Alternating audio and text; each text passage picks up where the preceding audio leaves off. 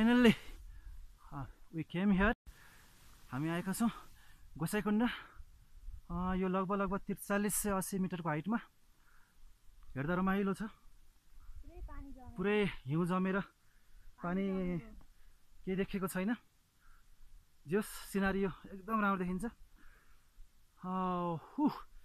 ठिक छ, यतिको भने एकदम चिसो छ यहाँको मौसम।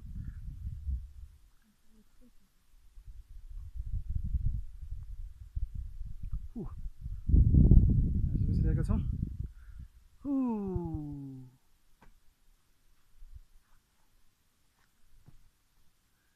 यही गोसाइँकुण्ड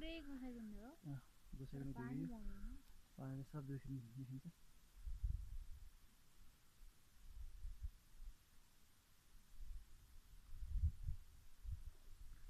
यसभन्दा अगाडि 1 किलोमिटर 1 घन्टा माथि हिँड्न सक्यो भने सूर्यकुण्डमाथि पुगिँदो रहेछ।